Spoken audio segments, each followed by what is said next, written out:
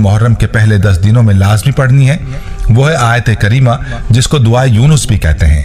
हजरत यूनुस अलैहिस्सलाम के वाक़े के बारे में कौन नहीं जानता कि आप अलैहिस्सलाम को अल्लाह ताला ने इस दुआ की बरकत से उस कैद से निजात दी जो आपने मछली के पेट के अंदर काटी थी।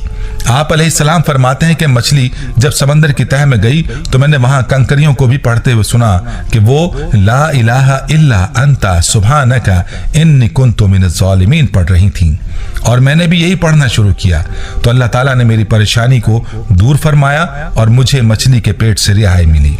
दूसरी जो दुआ आपने मुहर्रम के 10 दिनों में पढ़नी है वो इस्तग़फ़ार की दुआ है।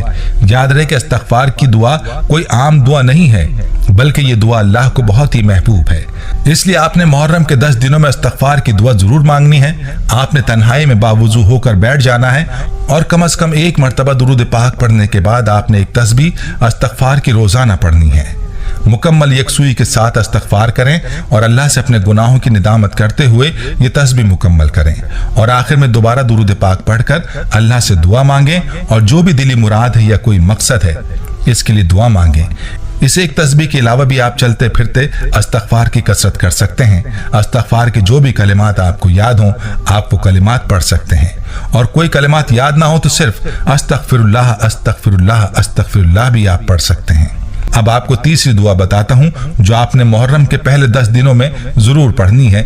ये दुआ है ला हौला वला कुव्वता इल्ला बिल्लाहिल अलीयुल अज़ीम।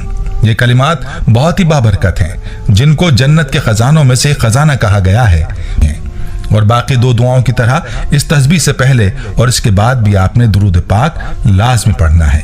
यानी रोजाना आपने अव्वल व आखिर दुरूद पाक के साथ एक तस्बीह ला हौला वला कुव्वता इल्ला बिल्लाहिल अलीयुल अज़ीम की पढ़नी है, और इस तस्बीह के बाद भी आपने अल्लाह ताला से अपने मकसद के लिए, अपनी हाजत के लिए दुआ मांगनी है, और जो भी दुआ आप इस तस्बीह के बाद पढ़ेंगे आपकी वो दुआ इंशाअल्लाह